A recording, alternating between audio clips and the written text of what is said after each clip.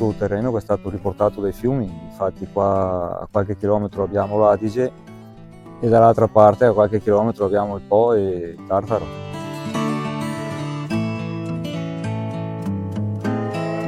Da quei tempi là i contadini della zona magari avevano 2 o 3 file dietro casa. Tutta inventiva tua, Loredana? Sì, tutta roba mia, del mio sacco. Un uomo in mezzo a 2 dame. Eccolo qua.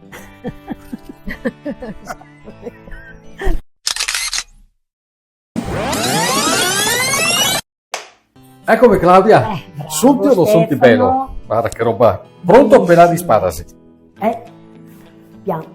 Come No. Niente, che pelemo mi e la Loredana piano? e tu devi pelare gli ovi. Ah, vedi tu, ovi e sparasi. Però, Eccoli qua. ti raccomando Stefano, Eh. pelarli ad opera d'arte. Guarda, come pelo gli ovi lì non pela nessuno. Ecco, Anche perché, se scotta. come vedi, noi qui siamo degli artisti dell'asparago e ovi.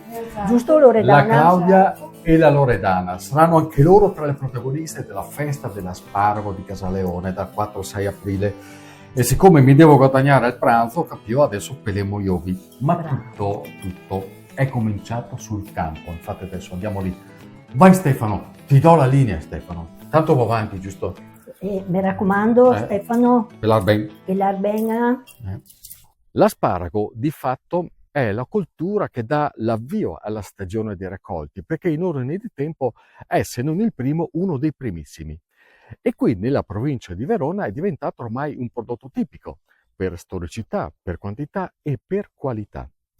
Oggi mi trovo a Casaleone, nel cuore della pianura veronese, la pianura dei Dogi, dove il terreno particolarmente sabbioso e drenante ha creato un habitat pedologico vitale e favorevole per lo sviluppo di questa cultura. E del resto, come molti di voi sapranno, l'asparago nel veronese è un figlio dell'Adige, perché le piene che nel corso della storia hanno invaso questi territori hanno creato proprio quel substrato vitale per lo sviluppo, per l'appunto, della cultura dell'asparago. E questo tipo di coltivazione, proprio per la forte componente manuale che ancora oggi la caratterizza, esalta il ruolo e il lavoro dell'agricoltore, prima, durante e dopo la produzione. Noi qui vediamo soltanto il momento finale di tutta una produzione, però in realtà il lavoro inizia molto prima, o sbaglio? Quando viene piantata, per esempio, la sparagiaia? La sparagiaia si pianta in inverno, di solito in marzo-aprile, e poi va coltivata e curata per i primi 3 anni. Ah, quindi per 3 anni senza non raccogliere, produce. non produce. Quindi è un investimento per un agricoltore. È un investimento importante, anche perché nella coltivazione c'è tutta una serie di lavorazioni e di applicazioni che hanno un costo, insomma. E poi nel momento in cui entra in produzione, in media quanto produce una sparagiaia o un filare? Allora, una sparagiaia produce dagli 8 ai 10 anni, dipende un po' anche dalla fortuna e dal terreno che trova, da molte cose, molti fattori che possono influire sulla durata della sparagiaia. E la resa qual è? Diciamo che una pianta può fare 3-4 asparagi, anche 5, perché poi ha tutte nella radice, che è la zampa, ha le radici e sopra tutte le gemme. Poi quelle gemme lì sono quelle che partono e viene sull'asparago, perché l'asparago è un germoglio. Certo. E ci sono una ventina di gemme, magari si può raccoglierne 7-8, 6, 7, 8, dipende. Poi dipende anche dalla vigoria che ha la pianta, si vede durante la raccolta, insomma. Se la coltivi bene d'estate, poi la sparagiaia produce bene in primavera, perché è come una batteria.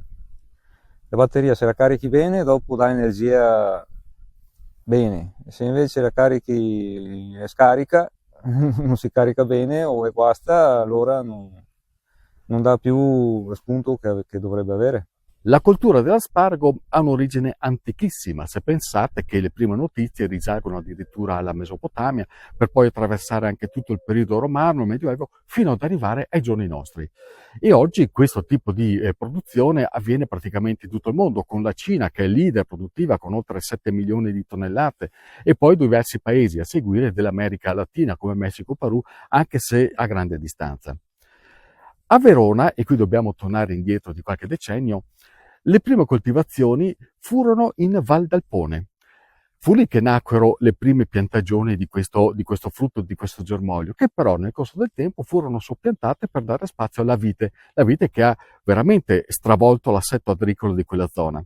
E fu così che tutta la produzione si spostò verso sud seguendo il corso dell'Adige per le ragioni che vi ho esposto prima, ovvero per il carattere alluvionale dei terreni, che era un habitat ideale per ospitare per l'appunto l'asparago. E lì l'asparago è diventato una vera opportunità per i contadini. Perché? Perché all'inizio era la coltura di casa, nell'orto di famiglia. Poi quegli orti sono diventati campi, i campi sono diventati ettari. Gli ettari hanno dato vita a delle aziende anche di dimensioni particolarmente importanti. E proprio per questo, per il carattere crescente in quantità e qualità dell'asparago, 25 anni fa è nato il Consorzio di tutela e valorizzazione dell'asparago di Verona. A Casaleone, dove mi trovo oggi, viene rispettato uno degli elementi basilari di questo tipo di produzione, ovvero la componente familiare, perché sono ancora le famiglie le prime vere protagoniste nella gestione e nella conduzione di questo tipo di impianti. Noi avevamo già un ettaro ancora quando ero piccolo e sono cresciuto in mezzo agli asparagi. Poi per qualche anno mio papà aveva smesso perché era un po' stanco e poi siamo ripartiti con mio fratello e abbiamo investito su questo, insomma. Adesso avete quanti ettari? Adesso sono 8-9 ettari. Perché avete deciso di continuare? Per passione, perché l'agricoltura ci sono cresciuto in mezzo e mi sono appassionato e questo è uno dei prodotti che ci ha dato la possibilità di sopravvivere e di andare avanti, perché altrimenti un'azienda piccola come la nostra, se fai i cereali non puoi continuare, non ti viene fuori da vivere. Quindi avete investito in questo intensivo per darvi un futuro? Su colture che danno un po' più di reddito. L'aspargo viene prodotto in 3 distinte lavorazioni. In questa zona è particolarmente diffuso quello bianco, che ha questo colore perché cresce sottoterra, sotto questi teloni in cui ci sono per l'appunto gli ammassi di terra che ricoprono il momento della crescita, quindi non conosce mai il sole. Poi c'è quello viola, che invece viene lasciato all'esposizione solare per un certo periodo di tempo, e infine quello verde invece che il sole lo conosce molto di più e quindi la clorofilla ha modo di fare il suo lavoro e dare questo colore per l'appunto all'asparago. Ma quello che è giusto sapere è che per quanta produzione venga fatta complessivamente l'asparago, è sempre bello trovare delle piccole differenze che di solito dipendono dalla zona di produzione. Gli asparagi si fanno un po' ovunque nel mondo, no?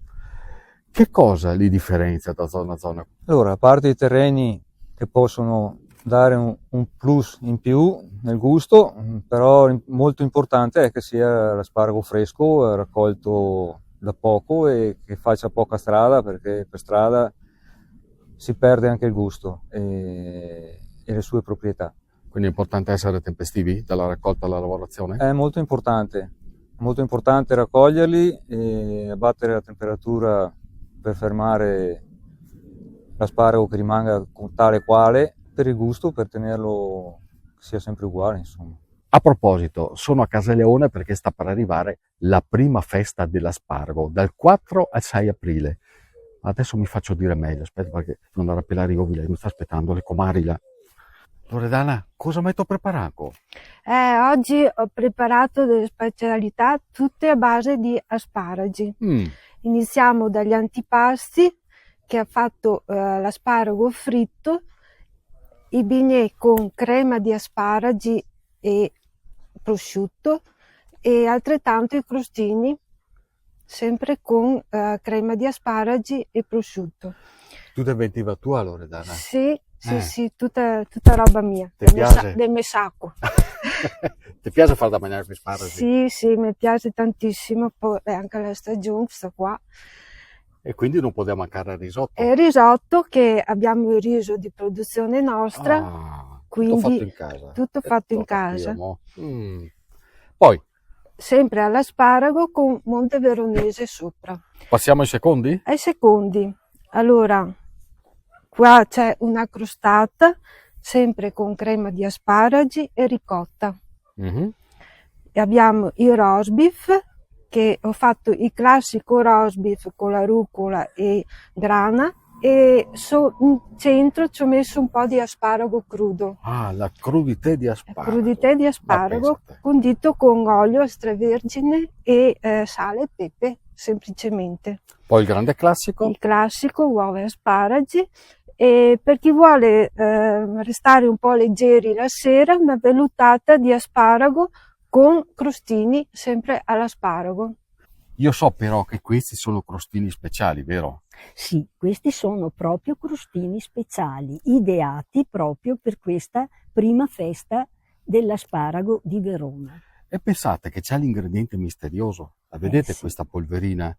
È questa la vera sorpresa, E vero? questa è la vera sorpresa. Infatti, come vedi, questa è una polverina con l'asparago essiccato, quello verde, per dare un profumo un po' più magari piccante al crostino, hai capito? Perché il bianco sarebbe già più dolce. Ragazzi, avete capito? E quanta salute! Appunto, capite che cosa vi perdete se non venite alla festa dal 4 al 6 aprile qui a Casaleone? Ci sono tutte queste bontà, ma magari non queste, ma una grande ricchezza di proposte gastronomiche con gli asparagi. Dopo che la Loredana e che la Claudia, un uomo in mezzo a due dame. Eccolo qua.